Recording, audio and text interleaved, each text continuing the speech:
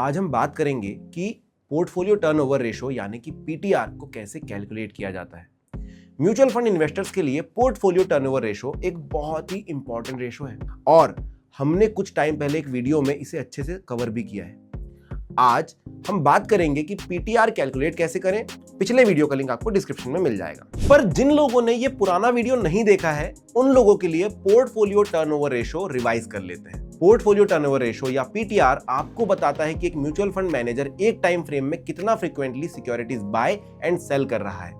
ये time frame usually एक साल का होता है और सिंपल लैंग्वेज में बोले तो पीटीआर आपको बताता है कि पोर्टफोलियो का कितना परसेंटेज ट्रेड हो रहा है एक साल के अंदर। इससे आप इवेंचुअली ये जान सकते हैं कि आपके रिटर्न्स कैसे इंपैक्ट हो रहे हैं। तो अब आते हैं सीधे काम की बात पर। How to calculate portfolio turnover ratio. इस कैलकुलेशन को हम 3 स्टेप्स में समझेंगे। स्टेप 1, टोटल परचेसेस और सेल्स को आइडेंटिफाई करें। सबसे पहले फंड के थ्रू साल भर में किए गए टोटल परचेसेस और टोटल सेल्स की डिटेल्स पता होना चाहिए। फिर इन दोनों में से जो भी वैल्यू छोटी हो उसे सिलेक्ट करना है। ये स्टेप इसलिए इंपॉर्टेंट है क्योंकि ये पूरा पोर्टफोलियो बदलने के बजाय सिर्फ पार्शियल रिप्लेसमेंट्स को कंसीडर करता है। Step 2, average monthly net asset और AMNA कैलकुलेशन। नेक्स्ट, साल के हर महीने के फंड के नेट एसेट का एवरेज कैलकुलेट करना होगा। ये कैलकुलेशन फंड के सब्सक्रिप्शन या रिडेम्पशंस की वजह से होने वाले फ्लक्चुएशंस को नॉर्मलाइज करने में हेल्प करता है। Step 3, apply formula. Finally total purchases और टोटल सेल्स में से जो छोटी वैल्यू है उसे AMNA से डिवाइड करिए एंड फाइनली इस रिजल्ट को 100 से मल्टीप्लाई करना होगा ताकि रेशो परसेंटेज में आ जाए। इसे जरा नंबर से समझाता हूं। अगर फंड ने साल में 10 करोड़ रुपए का परचेस और 8 करोड़ रुपए का सेल किया है तो छोटी वैल्यू 8 करोड़ होगी। अगर AMNA 50 करोड़ रुपए है तो फॉर्मूला लगाने के बाद PTR 16% आएगा। Factors influencing turnover ratio. Factor 1, change in strategy. जब एक फंड अपनी इन्वेस्टमेंट स्ट्रेटजी को बदलता है, जैसे कि वैल्यू इन्वेस्टिंग से ग्रोथ इन्वेस्टिंग की तरफ शिफ्ट करना, तो ट्रेडिंग की फ्रीक्वेंसी बढ़ सकती है।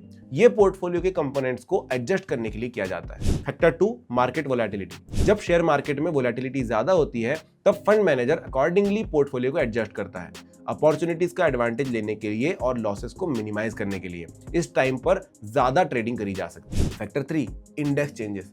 जो फंड्स किसी इंडेक्स को ट्रैक करते हैं जैसे कि निफ्टी 50 या सेंसेक्स, उन्हें इंडेक्स में होने वाले चेंजेस की वजह से अपने होल्डिंग्स को रिवाइज करना पड़ता है। इंडेक्स में नए शेयर्स को इंक्लूड करना या पुराने को रिमूव करना टर्नओवर रेशो को अफेक्ट करता है। Factor 4, performance goals. Fund performance को इंप्रूव करने के लिए fund manager significant portfolio adjustment करते हैं। नए हाई ग्रोथ स्टॉक्स खरीदने या अंडर परफॉर्मिंग स्टॉक्स बेचने की वजह से ट्रेडिंग बढ़ जाती है। Factor 5, inflows outflows. जब एक फंड में बड़े इनफ्लोज या आउटफ्लोज होते हैं तो बाइंग और सेलिंग बढ़ जाती है।